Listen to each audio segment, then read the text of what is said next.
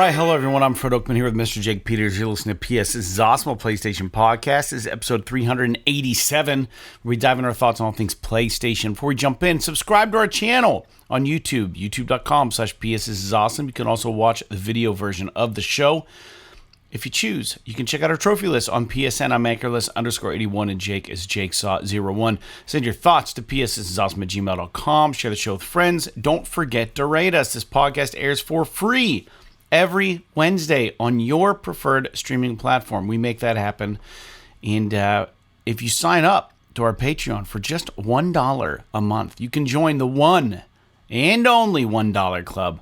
Receive a free die-cut vinyl sticker in the mail and a shout-out on our show. Most times, you also will get our podcast a day or two early. Visit patreon.com/PSisAwesome to give us $1 a month and show your support.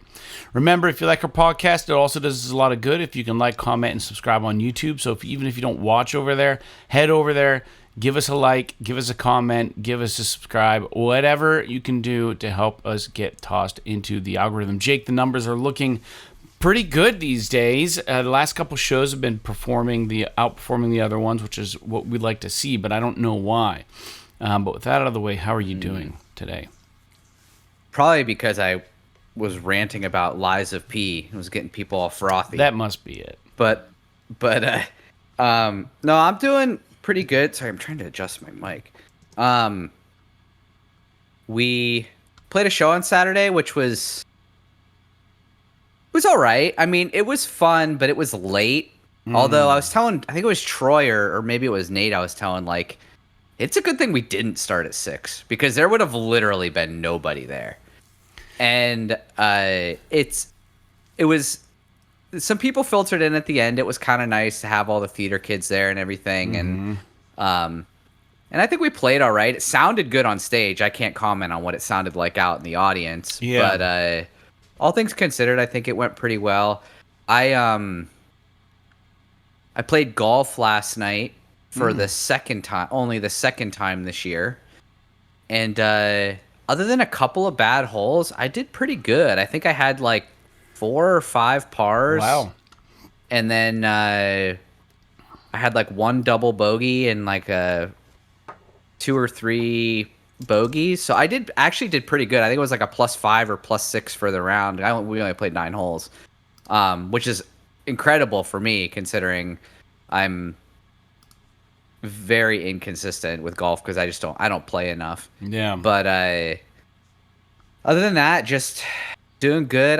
Today they're starting the siding. They started the siding on my house, and they're just in the process of tearing all the old siding off. So my house is just it looks like a wreck right now. There's just freaking just wood because it used to be old cedar shakes, and there's just wood shakes and fucking nails just all over the place. Half my house is stripped, and it looks pretty interesting at the moment. But I rode my bike to work today. That was kind of nice. Yeah. It's been good weather for that. So especially with the kind of the car trouble I've been having, it's been kind of nice to be able to ride the bike in and get some time on 2 wheels. And I have the ability to take with the dual sport. I have the ability to take basically back roads and dirt roads the whole way there. So yeah, it takes me about 10 minutes longer to get to work, but it's actually about 10 miles shorter because I'm just going essentially straight as the crow flies and not going the long way to take faster roads. Yeah. And you're on back roads and stuff like that, you're much less likely to, get into trouble with traffic and shit like that. I mean, it's sort of this morning I was on the way and I came to this, it was in the middle of nowhere. I was on this dirt road and there was an intersection with another dirt road. And there were just these 4 baby cows just standing in the road. I have no idea where they came from. They were just standing in the middle of the road. And I kind of drove by and they just kind of looked at me and I'm like, well, apparently you guys got out from somewhere, but there's nothing I could really do about it. So I'm just going to keep going. But yeah, it's cool to be able to experience some stuff like that. But other than that, I don't know. I'm just kind of batching it up. Sarah's out of town for the week, so living the single life, eating the stuff I want to eat. Yeah, living a dream. How about you? Good, man. Yeah, same. Yeah, the show was fun. I had a show the evening before. I played at this new place called Benjamin's Roadhouse Diner in Franklin. You know, these gigs that I do is just so much. They're just all different, man. They're just all different, and I never know what I'm gonna run into. This guy named first name James reached out to me on my website for that show, and he was like, "Hey, man, you know, I booked for the county for different spots, and was interested in your music." And then, like, I always feel like I'm always on the now I gotta sell myself kick. Like, I'm not a cover artist. How do I let this guy know that what I do is different?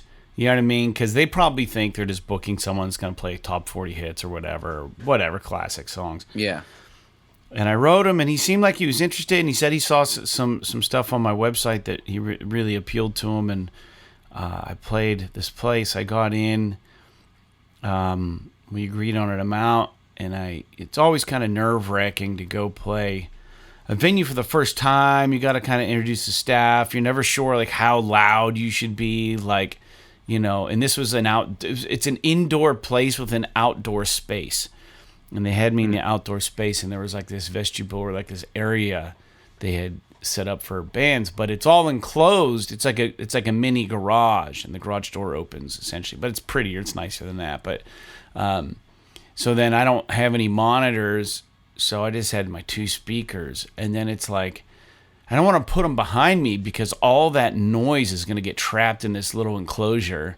And if I put them in front of me, I couldn't really hear myself, so I couldn't really gauge how loud I should have been. So it was just one of those things, trying to figure out all the nuanced stuff with a new show. But this dude never showed up, but this older woman did. She's part of the council or whatever. And, you know, I could almost guarantee, based on looks alone, that she was not going to be into what I was about to do, you know. And she hands me the check, and she goes, you know, James is on vacation, or else he'd be here. I'm training him on how to book different. It's so nice to have different people in, you know. We get into a rut. We always have the same people. We're happy to be here. And I felt the need to warn her again, like, you know, I'm not like other people that you probably see out, you know, the songs I play. I know a couple that you might.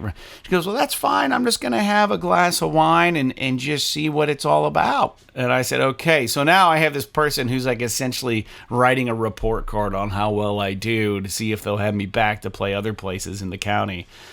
That they're like some sort of booking agency for these spots. I don't understand like how the county got involved. It must be county money or something. I don't know how it works, but it was so bizarre. And I played a couple songs, and she came up and she said she enjoyed it. And then she left, and then she said they had booked somebody across the street that I know playing this other place. And she was going to go check that guy out because she had never heard him before. Man, this thing is weird. I mean, like, I guess at the end of the day, you are hired to do something. You know what I mean? And that's, you know, that's what's interesting about it. But I think it went well, and that was Friday. But I already gave you a rundown on what happened to me on Thursday. I was just so the listeners know real quick, without going to a lot of detail, I've been trying to restore this 5x8 or 6x8 enclosed Pace All-American Journey trailer that I've had for years since I was in Signal Home. And this thing has seen every kind of weather and every kind of road, and it has been through the ringer. And about a year and a half ago, I had taken it to have the bearings and everything re-greased and put new wheels on it, and it wasn't even like an inspection. What's interesting is that trailers don't require an inspection in Pennsylvania. They have to be registered, but you don't have to have them inspected, which is so weird. So needless to say, the frame on this thing is rusty as shit. And when I had taken it about a year and a half ago, I had taken it with the intent on the band using it. But the problem was I hadn't quite pulled the trigger on buying a vehicle yet that could tow it. So I got it all fixed up, and then it just sat on my parents' property for like a year and a half unused. So I finally got the hitch on my car, and I drug it out, and the lights and everything were working, but the side lights weren't. They were kind of flickering on and off, and they weren't quite working as intended. And then there was more rust on it, and there was like a hole in the roof. I got it all ready to go. I got out the angle grinder, killed all the rust that I could see on the outside, and put some like reformer on it and stuff. So I'm gonna paint it over. It'll be nice. And I closed a lot of the little holes that were in the hull. There weren't many, but I mean, there's only so much you can do with something like that. I just can't justify spending, $3,500 on a new enclosed trailer for something that we're gonna use maybe twice a year or 3 times a year. But I'll find more uses for it than that, and than just music stuff. But I've been working on that. And, the reason why the lights are flickering, though, is there's a J box underneath for all the trailer lighting. And it's just not grounded because it was on a piece of metal that I think was attached to the frame. And it had just rusted and it broke off the frame. So it's just dangling. So now I got to rewire all the lights because I can't hang the J box because he used like T17 screws on it, I think.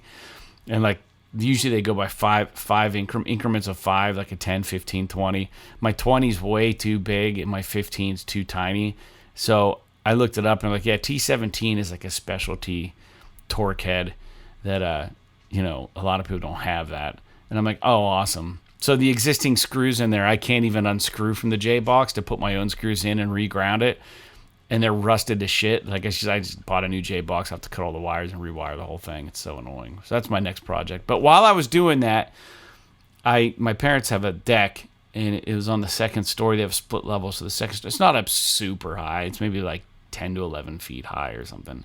But I took a step off of it, and I literally stepped down onto a step, and the step just gave way. And dude, my shin is still like, it's so tender to the touch. It's unbelievable. I probably just have a big bruised bone. My guess, it's swollen still.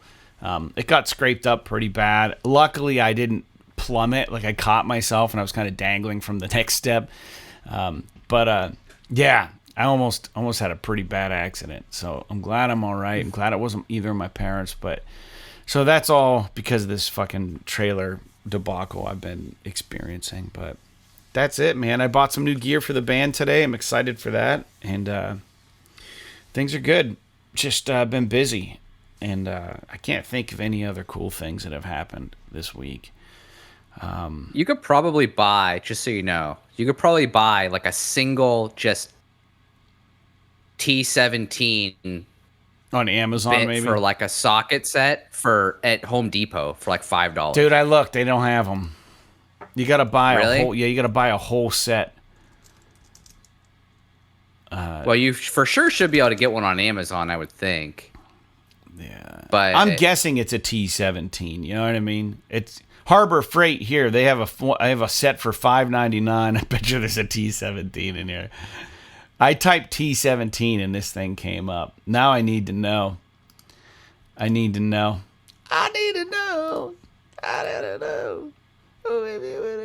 Nope. Nope, they don't. They got the 4, 6, 8, 10. No, 6, 8, 10. Or, sorry, Torx bits are 8, 10, 15, 20, 25, 27, 30, 35, 40. Dude, I'm guessing it's a T17. I mean, if the 15's too small and the 20's too big, it's got to be the 17. I have no idea. I don't, or I'm doing something wrong, or I'm an idiot or something. But interesting. Yeah. Anyways, so annoyed. It just goes to figure. You know what I mean? Like nothing can be easy. I don't know why that dude used that size. Probably all he had on hand or whatever. And he's like, I'll screw these things in. It's just annoying. Yeah. Anyways. Yeah. That out of the way. Let's get into the show. It's already 7:00 on Monday, 7 p.m. I will say that I did not get as much time into Death Stranding as I wanted. I didn't mention this, and I think it should be mentioned. We had some friends come to the Firehouse show. Lacey and Cassie were there. And did you know that Cassie is dating the guy that was involved with that Pig Hill movie? Yeah, she helped with the movie quite a bit. That's crazy. I had no idea she was involved. Helped him out. That's awesome. But that dude was there, and we talked a bit. And he told me how the song is used in the movie. And I'm not going to tell anybody. It's going to be a surprise for everybody. Was it similar to what I was saying? I can't remember what you were saying. Or was something about voodoo? Yeah, there is something involved with voodoo. Did you hear? Well, Cassie told me, I ran into her Yeah. last week, and she told me that it was like there was like a scene in voodoo that's where the song was used. Yeah. It'll be interesting to see. I'm just excited it's in there. It's so cool. It doesn't even... I just hope we have a way to watch it. That's all. Well, he's apparently giving like private screenings to like certain people in town. Like this dude's a local guy. Really? He told me he'd get at me, but I gave him a free T-shirt. And that being said, for anybody interested, back to this whole thing, if you've been a part of the podcast, I'm getting a song in a movie that is being premiered at Fright Fest in London, England. In August, and the movie's called Pig Hill. It's based on a local legend from Meadville called the Pig People, and it's actually got some real actors in it and actresses, and the trailer looks good, man. He said that the trailer cumulatively has over 2 million views now, so he said there's a lot of buzz around it. But anywhere I've looked online where the trailer's shown, most of the comments. Now, I don't feel compelled to comment on movie trailers ever. You know what I mean? Like if I see a trailer and a movie looks good, I'm not gonna be like, oh, I can't wait to watch this, or this looks like shit. I'm more inclined to maybe rip on it if I think it looks dumb. But the majority of the comments that I have seen online on the trailer for Pig Hill have been just people like, oh, this is so cool, this is my hometown, or people being like, oh, it's so neat that they're finally doing this. You know what I mean? Like, I can't wait for this to come out. I've been waiting a while. It's just a bunch of Meadville people that are actively seeking out the trailer that wanted to just say they're excited, you know? But I think the majority of people who've watched it probably don't have anything to say. Who knows? I mean, there are some other people who didn't say anything about Meadville, just saying that it looked interesting or whatever. But the majority of comments have been generally localized in the Meadville area, I think, or natives of the area who have since moved elsewhere. But I think it's cool, man, and I think it's gonna be a cool thing to follow, especially talk about on the podcast. And I'm excited to get eyes on the whole movie. It looks good, so very good. Games we're playing. Every show we talk about different games that we're playing. I have not jumped into Death Stranding very much. I think I already kind of said that a minute ago, but I'm only about 65 hours in now. I've only put like 3 hours in this week. 65 still seems like quite a bit, and it is, but it's not. The ratio is not the same as what I've been putting into it the last couple weeks. And has nothing to do with the game. It just has to do with me just being slammed and busy.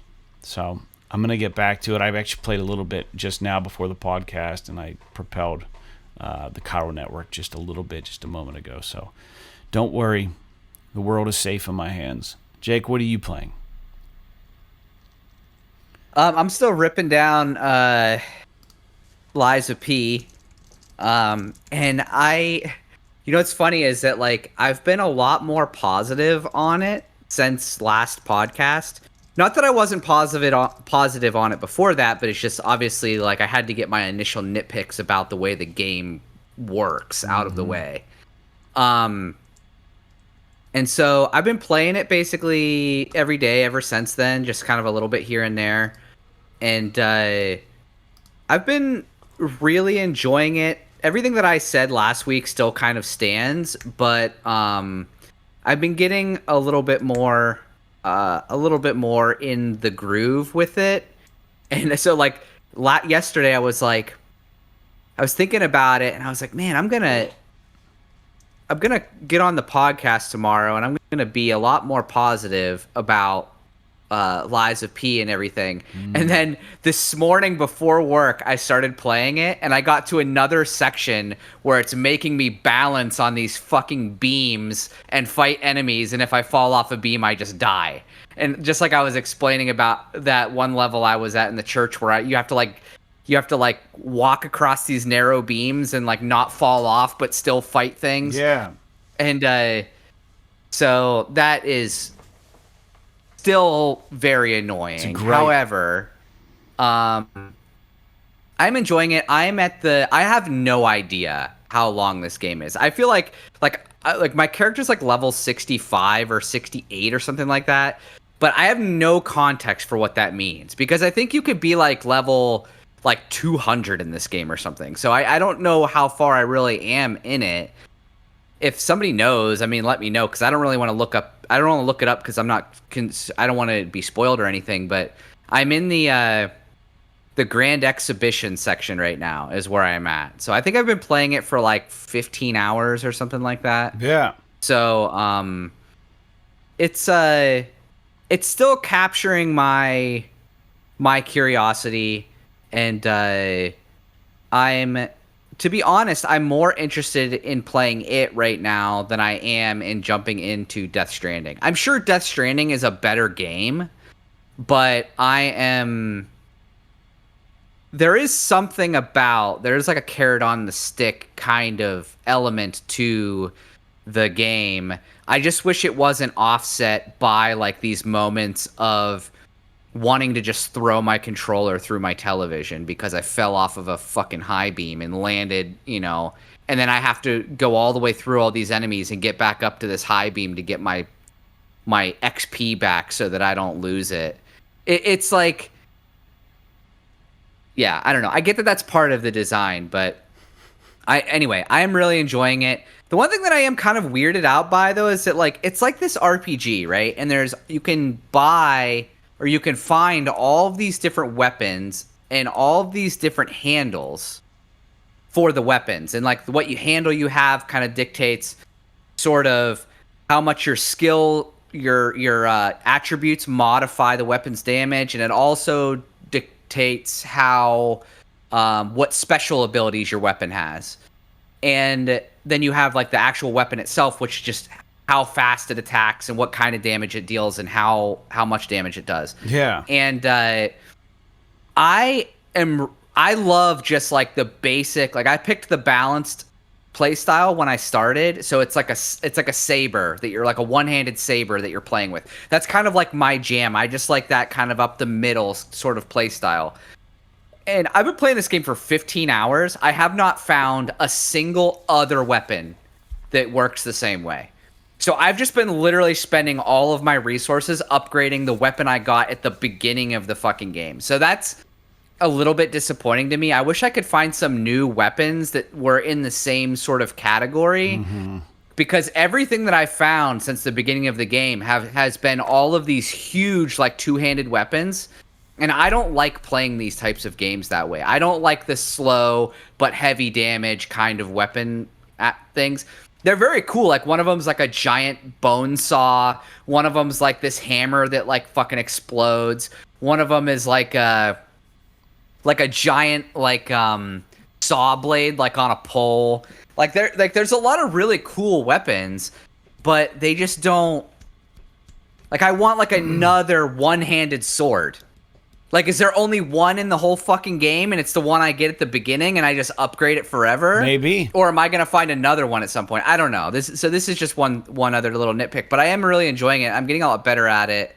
Now that I've like leveled up everything. Oh, dude, nice. Where'd you find that? Is that like an OG sticker, or dude, is that? We had some remade, new? And they've been sitting here. If you want one next practice or whatever, I can bring one to the next show. Sorry, I didn't mean to cut you off. Yeah, that'd be cool. Sitting here. Yeah, that'd be cool. So anyway, I am enjoying it. I did see that you sent me that someone had commented, One Black Talon, I think, wrote in about it. Yeah. I don't know if that's. I saw that you had some listener feedback in the show, but it's so small in the fucking Google Doc, I can't even read it. So I'll just look real quick. I've got it blown up if you want me to, or you got it. So I'll just bring up the thing that you sent me. So One Black Talon wrote in and said, I agree with all that Jake said about Lies of P. All his points are valid. I might have some more to say later. Thanks for the podcast. And so that's cool. Like, I'm glad that, like, even though he basically pitched the game and he said that he really liked it, he sort of understands where I'm coming from with the drawbacks, and he's not being one of these people that's like, no, you just don't get it. Like, I fucking hate that when people are just like, oh, your opinions aren't valid, you just don't get the game. And it's like, no, I really like it. There are just these things that don't jive with me. And so, but yeah, I'm curious, One Black Talon, if you have any feedback on just even like the... So I've just did some quick Googling on like, what is the best way to level my character? And basically everyone was essentially like, max out your health, like basically pump health, then pump stamina, then pump capacity, and then after you get those all pumped up to like level 30 or so, then start like modifying your damage stats and stuff. And then, because obviously you can upgrade your weapons and stuff and you do more damage that way. And so that's what I've been doing, and it seems like it's been working pretty well. I got a little bit of a tank thing going on right now just because I have my health so fucking jacked at the moment. But yeah, that's kind of where I'm at with it. Cool. And I'm going to keep playing with it. It's like I said last week, it's one of these games where it's like, I'll be so frustrated with it, but then when I'm not playing it, a lot of times I think about it. So like there is something about that that's very intriguing about it. So yeah, I'm just going to keep trucking for now. I don't have there's no other games that are really pulling me away at the moment. So we'll see how it goes. Cool. I will also say One Black Talon did say, I love that he also references the parts of the video, like the exact timestamp, so that we understand what he's talking about. I love that. So keep doing that. Thank you. He said that he also agrees with your point, too, about maneuvering on the beams. It isn't fun. Oh, yeah. And he says, I believe this is the only part of the game like this. But you're saying it came back at least once. It's not nearly as crazy as the first part. Yeah. This is just in the Grand Exhibition area. There's like, so there are these enemies that are like these big shield dudes. So they have these two big shields and they put them in front of themselves and they come at you. Yeah. And you can't attack them through the shield. And what they do is they'll do this charge thing that pushes you backwards.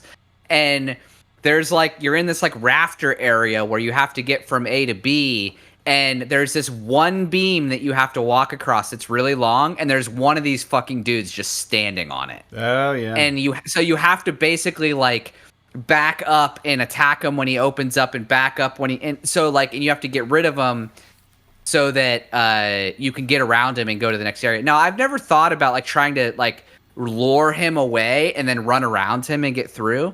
I've just been trying to literally kill everything that comes in front of me so that I can get as much of the whatever it's called, the ergo or whatever it is, so I can level up my character. Yeah. But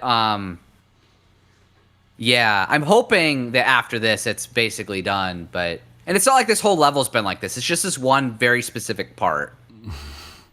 Well, I will say that there's two other points real quick.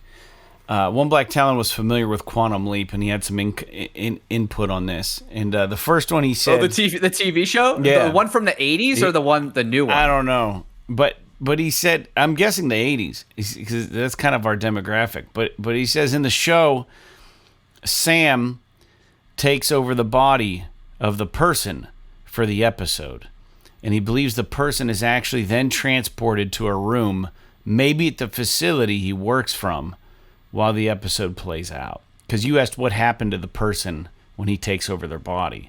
Sam or One Black Talon's thinking that they get put into this room in a facility. They get teleported into prison basically for the duration of the episode while he fucks their life up. But then, that is so crazy. But then he brought up one of the most hilarious premises I've ever heard. And I don't even know how we got on the content of Quantum Leap last episode, but he said, "Hey Fred," he wrote me on the PSN just because he said his YouTube comment got deleted, and I wonder why. But he says, it's One Black Talon. For Quantum Leap, check out the episode when Sam sings John Lennon's Imagine. I wonder if you remember this episode. In the YouTube comment, I mistakenly credited it as a Beatles song, not John Lennon's song. Thanks again for the show. So I love the idea of Sam, and I don't know if he is John Lennon or if he has to just sing the song in somebody else, but hey, he has to sing that song. And I'm looking it up right now. Sam in Quantum Leap sings Imagine by John Lennon. I told him I would watch it.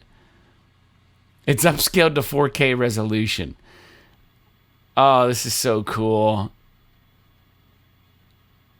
I could get it to come. So, according to This is the 80s version. According to Reddit, the one from the late 80s, early 90s or whatever is streamable on Peacock. Now, I don't have Peacock and I refuse to get it, so I'm not going to be able to watch it. But the show sounds interesting to me. Oh, it says... It sounds ridiculous. It says... Someone says, a great scene between Sam and his little sister. His real little sister, apparently. In the episode The Leap Home, where Sam sings John Lennon's Imagine. Years before Lennon ever wrote it. And then the actress Scott Bakula really shows off his singing voice in this scene. Scott Bakula. Yeah. Sorry, yeah. And it says, but my favorite part of this scene is Olivia Burnett's acting. Being able to go from happy to sad and cry on cue. This sounds like a great scene, man, and I appreciate you letting me know that this happened. That's even a cooler thing, is he's not even acting. He had done all this time travel, so now he knows the song Imagine, and it hasn't come out in the real world yet. So he goes back in time and plays it to his daughter, which is so awesome. And then she hears John Lennon sing it like a few years later. Yeah, and probably thinks her dad wrote it. Mental breakdown. That's funny. Oh, speaking of media, I know it's sort of a tangent. I watched the new Happy Gilmore movie on Friday. Dude, it's a bad movie, but it is fucking hilarious. Well, of course. I'm not gonna lie. Dude, I had, like, if you're talking about, like, is this a great piece of cinema? Fuck, no. But, dude, it is so funny. I laughed the whole way through it. It's probably one of those movies where, like, people that can't, like, let go are probably just going to be like, this is fucking dumb the whole time they watch it. But, like, I'm totally okay with that. I love watching dumb shit. And there's so many references to the first movie. There's, like, this whole sequence with Shooter McGavin in this graveyard that's, like, it's, like, it reminds me a lot of, like, Leslie Nielsen kind of comedy, like Airplane. Yeah. Like, it's very... Dude, it's filled with professional golfers, and they're actually having parts in the movie. It is completely bizarre. It is the most bizarre movie I've ever watched, but I thoroughly enjoyed it. What famous golfer wouldn't want to be in Happy Gilmore 2 and wouldn't want to hang out with Sandler? Dude, I bet you every single golfer right now that is famous probably grew up loving that movie. Yeah. The original Happy Gilmore. For sure. And so whenever Scotty Scheffler got the call that was like, hey, do you want to be in Happy Gilmore 2? He was probably like, fucking yeah, that sounds amazing. Who would say no? That'd be such a nice reprieve from his daily, like, grind, you know? Yeah, so I highly recommend. If you are a fan of the original and you can go in and suspend your disbelief and just have fun and not be a weenie about it, it is highly entertaining. That's awesome. Cool. Well, good, man. Yeah, I want to watch. It is a lot darker. The theme of it is a lot darker than the first movie, but it is quite enjoyable. I did watch Predator, and I hadn't seen Predator in forever. The original Predator? Yeah. It's been forever since I watched it. And I got to ask, what was it? Yeah, it was Carl Weathers in Happy Gilmore. Who was Chubbs? Yeah. Chubbs was the one guy from he was Dylan, Predator who was Dylan like, in Predator. Yeah. And I don't know if anyone remembers, but and I think this is just them just being funny and trying to make a Predator reference. But as Dylan in Predator, he gets his arm taken off. Do you remember that? By Predator, I watched it, and his arm just gets blown off completely, and he's just holding a gun with one arm. And then I look at Happy Gilmore, and he's got a missing arm because an alligator took his arm off, or his hand off. It's so fun, like, because he just always play a one-armed guy in every role. I never tied two and two together, but now that you say that, that's fucking That's probably a Sandler inside joke. You know what I mean? Like, we got to have Carl Weathers in my movie with only one arm. It'd be hilarious.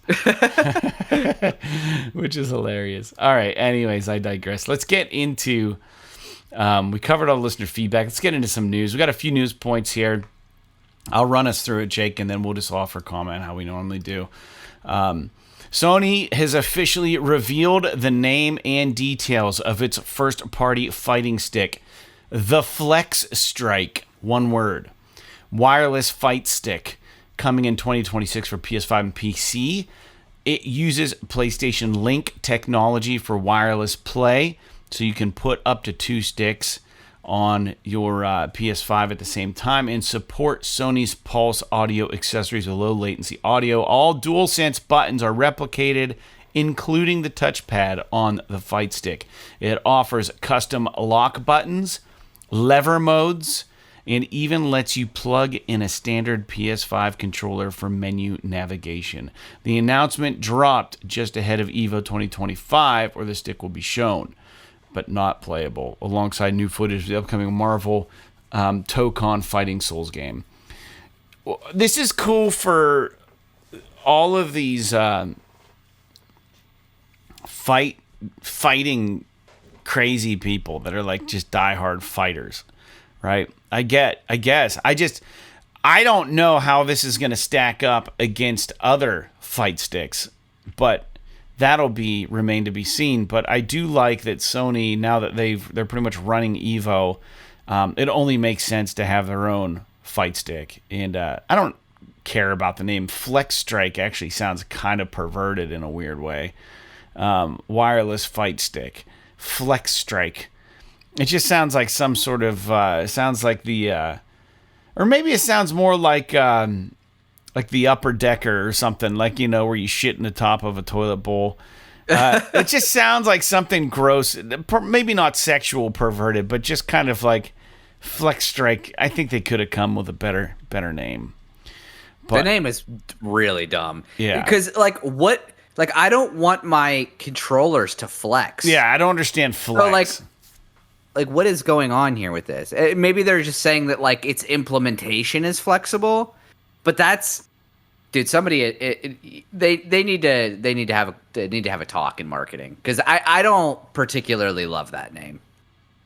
But I like the control. I like the idea. I'm not a fighting game person, so it's not for me. But I think that it's really rad. Couldn't they have just called it something like Combo Strike or something? They could have just called it the fucking PlayStation Fight Stick or the Strike. Yeah, the PlayStation Fight Stick sounds cool. Yeah, or the PlayStation Strike. Why do you got to be cute about it? FlexStrike. That is a weird name. You got anything else on this, Jake? What do you think? Not really. I'm curious to see if it will be actually used. Mm-hmm. Like, I wonder if there's going to be a thing where, like, because Sony owns Evo, they require that contestants use this fight stick during the Evo matches. Yeah. So, like, it would force pro fighting game players to get used to using this controller. But otherwise, the only way it's going to get used is if it's really good. So, because these guys, the people that use fight sticks are the people that want a really good fucking fight stick. I don't know of anyone who's like a casual fighting game player who's like, yeah, I'm going to use a fight stick for this. Well, dude, that's what I was. So, like, I was going to say that too. Like, whatever this is, they better have R&D'd the shit out of it, because these guys are going to be using these things 12 hours a day until they break. You know what I mean? Like, these guys are hardcore. The audience for this. I don't know. Yeah, I mean, I'm sure that it's good. It's just a matter of you got to get the fighting game community on board. That's all. Yeah, I agree, man. I agree.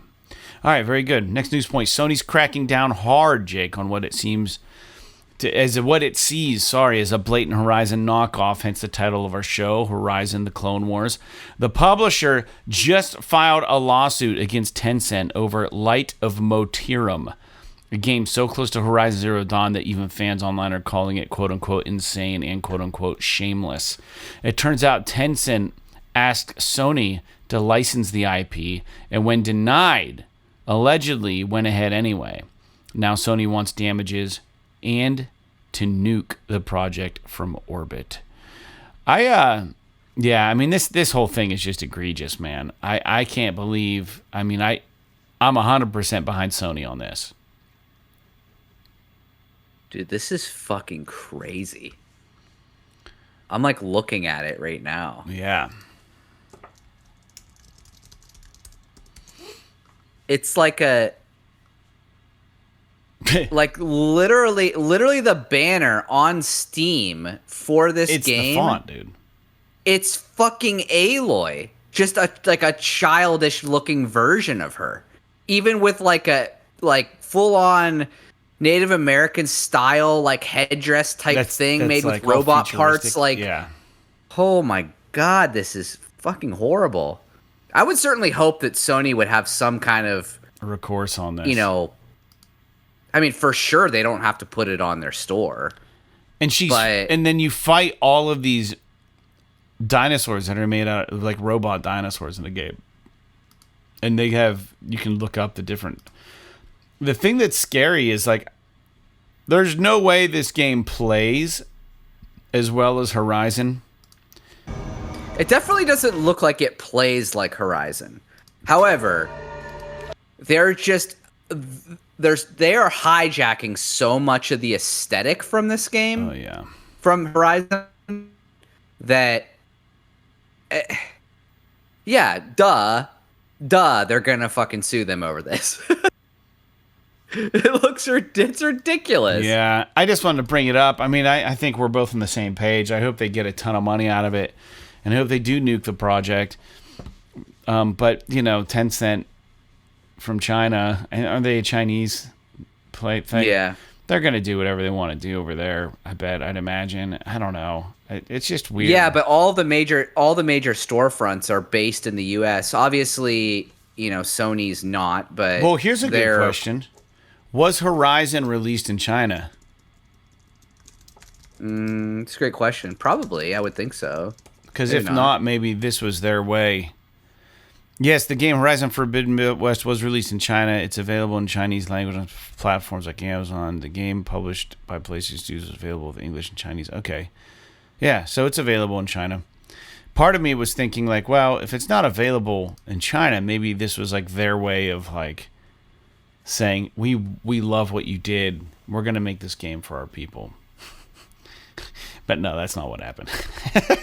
I was trying to give them the benefit of the doubt. That's clearly not what happened. It's just... it's wild. It's... I don't know. Whatever.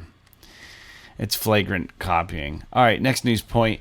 Just when you thought the Battle Royale wave had crested, Jake, Battlefield 6 looks ready to dive back in. Ahead of its July 31st multiplayer reveal, a leaked map suggested a new BR mode, complete with a beachy drop zone called Linden Beach.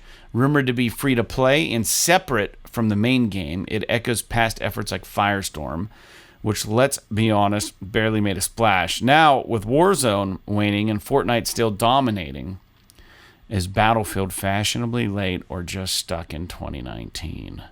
I guess that remains to be seen. I thought Call of Duty Warzone did really good when it came out. I understand that it's going, and that was free to play. Fortnite's always going to dominate. Well. What's that? Warzone's still doing good. I don't know, because I watched the trailer for Battlefield 6, and I thought that the trailer for Battlefield 6 actually looked really good. Like, as far as, like, if it represents a cinematic sort of campaign kind of thing going on. I'm not going to play the multiplayer. It's not for me, but I would certainly hope that, and it sounds like it is, that this is a separate component. It's a separate module. It's not the main... this isn't the multiplayer that's included with Battlefield 6. This is like you said, a Call of Duty Warzone, where it's like a separate free-to-play component, where they're trying to be a direct competitor to a Fortnite, to a Call of Duty Warzone. Is it going to be successful? I don't know, man. That space is fucking crowded with just those two games, not including stuff like, other stuff in the free-to-play market, like Roblox and shit. Yeah. So I don't know. I don't know about the Battle Royale mode, but I will admit that I am cautiously optimistic about Battlefield 6, the paid game, as a product. Yeah, dude, I'm stoked for 6. I'm looking at the trailer again for it now. I love me some Battlefield, man. I got really into the game back in the day, playing online, getting really good with the sniper weapons and like with the vehicles, and just I love that everybody has like a role to play. It's like what everybody loves so much about these Ghost Recon games now, or whatever one. Not all of them, but the one that made a lot of headway, where you're like the SWAT teams or Rainbow whatever. Six. Yeah, the Rainbow Six games, and what they've done recently with that newer game that popped off. That's a lot like Siege, Rainbow Six Siege. I can't remember what game that was called. Oh, Ready or Not. Yeah, Ready or Not. Yeah, in that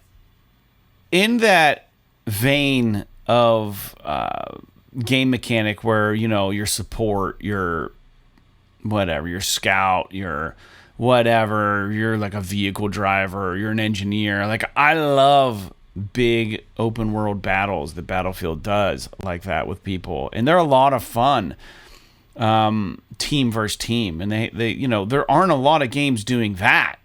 So I think going Battle Royale, while that could be fun, it could be a good introduction to the game, maybe if it's free to play. I think where Battlefield's going to shine outside of the single player, because the single player looks really cool, man. And they've been I think they've done a lot of play testing with this. I think they've got it in a place where they're going to want it, where they want to have it.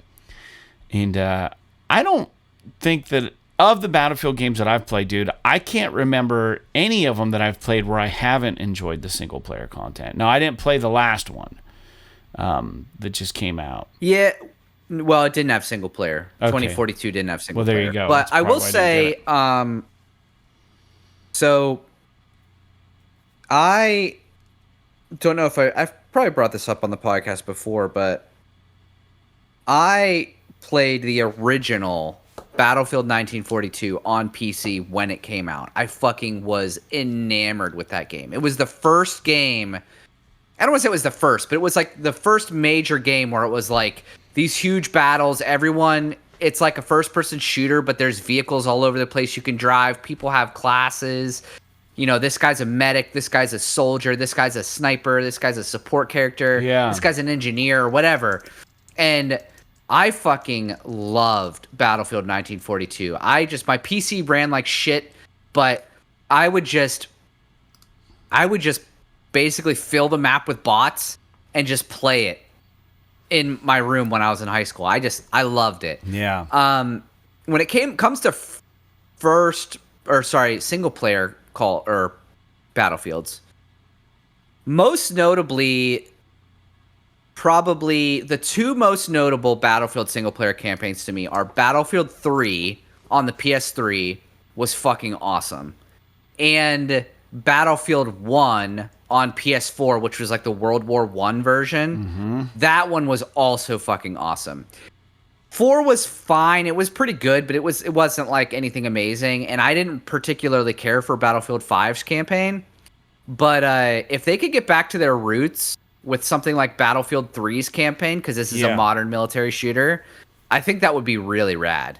I mean, even if they want to do the anthology thing like Battlefield 1 and Battlefield 5, they just gotta you gotta make it compelling, because there was something about Battlefield 5 that just didn't do it for me.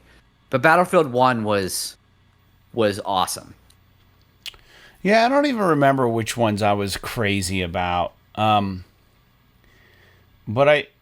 I any ones that I own, 4 for sure. I think 3, the Battlefield reboot was awesome. And I just really enjoy the Battlefield games, man. I just like what they do with them. And I always thought there was a little extra polish or something with their online worlds compared to Call of Duty. They were just different. They just appealed to me more. Anyways. They're bigger. You have more freedom. It feels like you have more agency in the world. It's not like you spawn and someone blasts your head off, and then you spawn again and someone blasts your head off. There's a little bit more going on, and I can appreciate it. I'm just not a multiplayer guy, so it didn't really do it for me. But like I said, back in the day when it was novel with the World War II Battlefield 1942, and you could have bots in the world, and I could kind of play it on my own and just enjoy fucking around, almost like GTA style on some of these maps. Like that was really, really interesting. Yeah, dude, for sure. I loved it. Like, and the vehicles, what I love too is the vehicles were always kind of a challenge to learn. So when you learned them, like the helicopter and shit and the planes, and you got good at them, your team like really appreciates you. You know what I mean? When you're like getting guys jumping into your helicopter and you're dropping them off at like a spot, like a flag or something, and you get them there safe, and like it's just fun. All right. Anyways, let's move on. 2 more news points here for today. MindsEye, the PS5's most recent infamous flop, has delayed its much-hyped Agent 47 mission indefinitely. They were going to put a level in Hitman based around MindsEye. The level, part of a crossover with IO Interactive, is supposed to be a redemption play. But with layoffs piling up at Build a Rocket Boy, we might never see it. 2 patches are still on the way, but let's be honest, you can't polish a game that critics already declared dead on arrival. So I'm curious about this. It's interesting. It's sad what's happened to Build a Rocket Boy, and I think that just means that we're probably not going to see the game that this MindsEye is supposed to be a spin-off of. They were supposed to be making an even bigger game that this was based out of. If they're laying people off and they're not even doing the MindsEye level as a crossover, cross-promotion with IO for Hitman, I would imagine this whole thing is dead in the water, man. The whole thing, everything about it. Jake? Yeah, I mean, it does sound like he's a little bit salty about it, but at the same time, my understanding is the game just wasn't really good.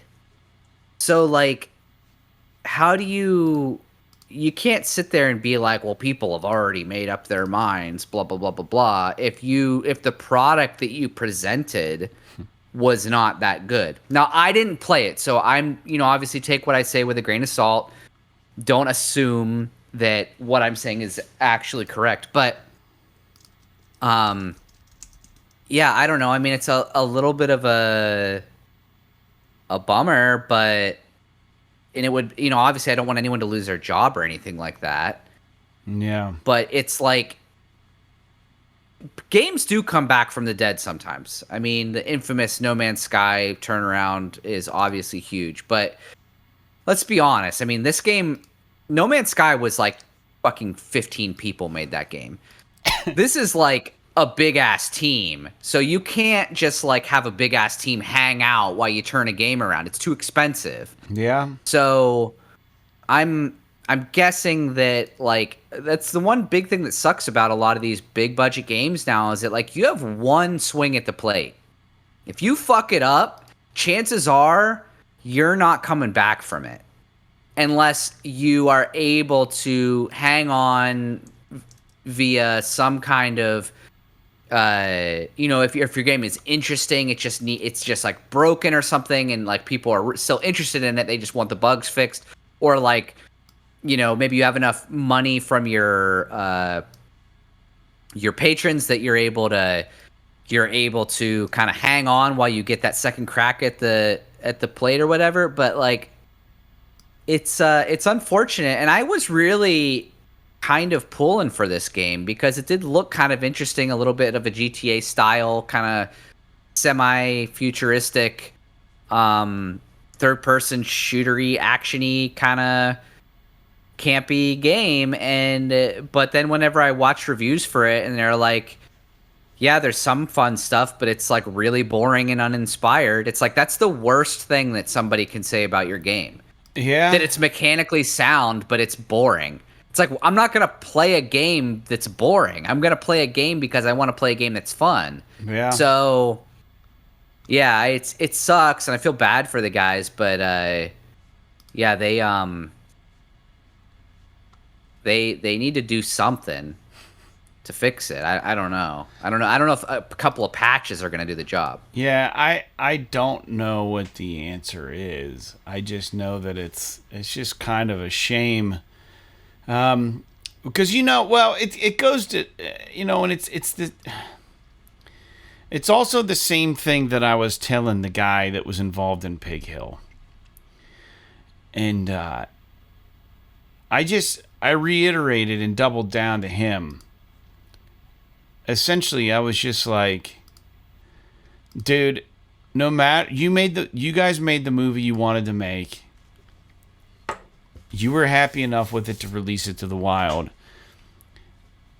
The comments from people doesn't take away the effort, the passion, and all the things that you put into it. Whether it's commercially successful or not, I said I'm proud to be a part of it, and I'm super stoked you guys did it. And it's like, if you can be a part of a team, and even if you I know sometimes it's hard to take critical, I guess just to take critique on art, but that's how you grow. And what could happen here is this dude could totally, be okay with what is said, and then just go make a better game next time. You know what I mean? But the problem is when you get finances involved, there might just not even be a foreseeable next time for them. I mean, it could just be, we've lost our asses on this. We thought we had something, we didn't. It was a miscalculation.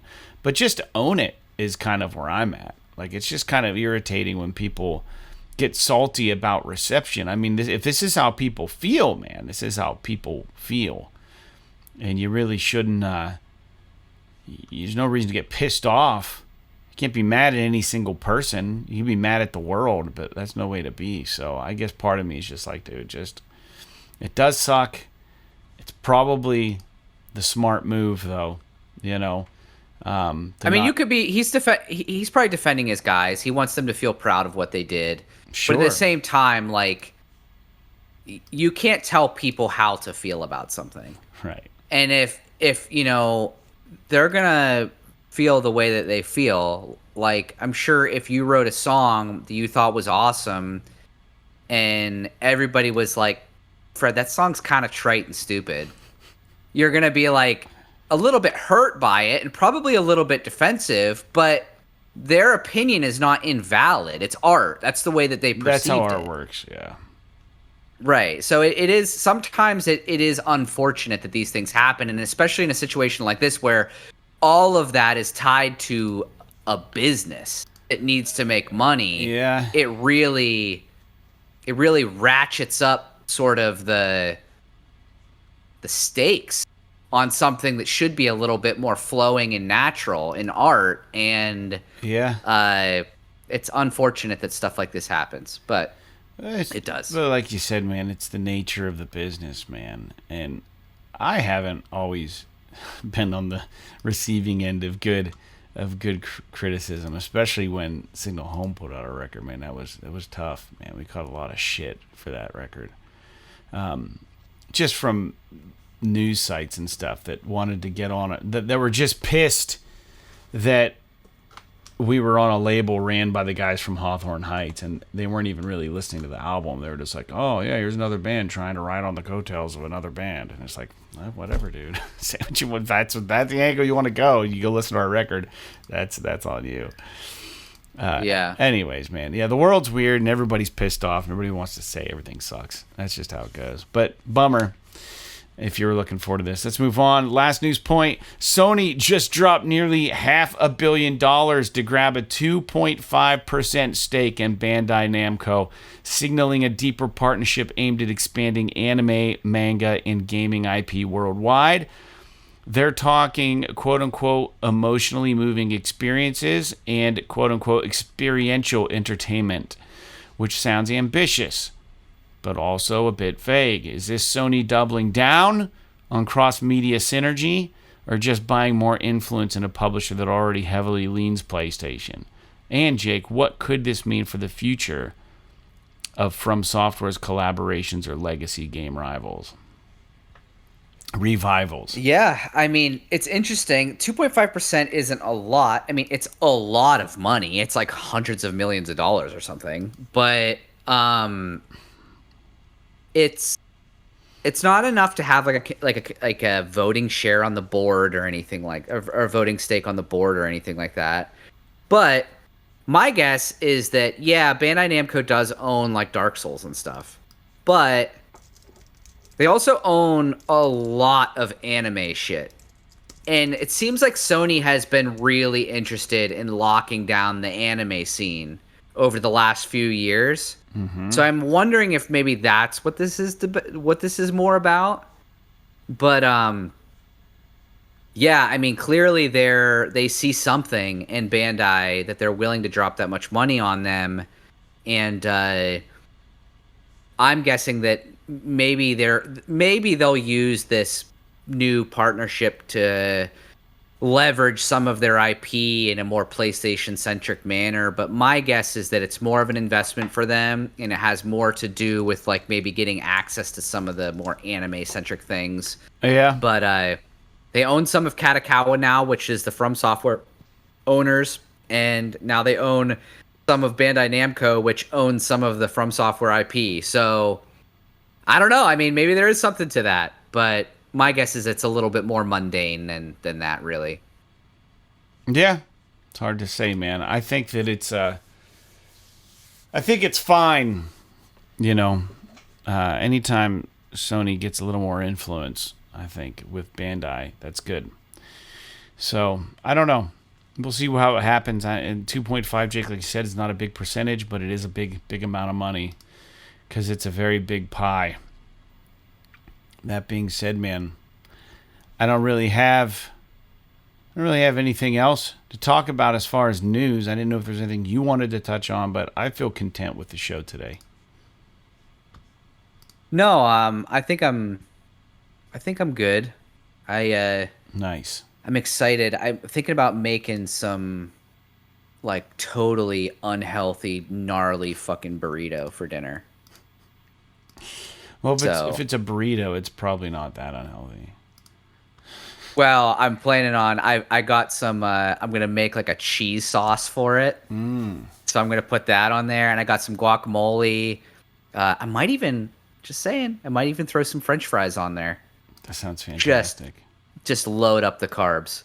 But this is like the type of shit I can't do whenever Sarah's home. So I'm excited. I also have a big ass fucking like hornet's nest outside of my house that I got to go try and spray down real quick.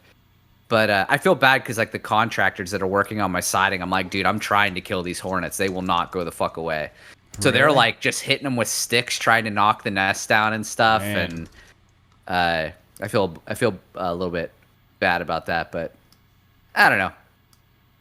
You didn't. Other than that, I'm gonna just chill out tonight, I think. Yeah, I'm saying you didn't put the nest there. You're fine. Cool. All right. Well, then let's call it. Let's call it a day here. So let me get back to this. I don't really have anything. There's a couple new games coming out. There's one big new game coming out that I'm excited about, but I don't know that I'll get to it right away. But July 29th, Tales of the Shire, which I hear is terrible. Grounded 2, and then Orcs Must Die, Death Trap, 7/29. 7/31, Ninja Gaiden Ragebound is finally coming out. It's going to be a quiet release, apparently. Time Flies, and then 9 Years of Shadows. So, Ragebound is on my list. It looks badass. Yeah, dude, I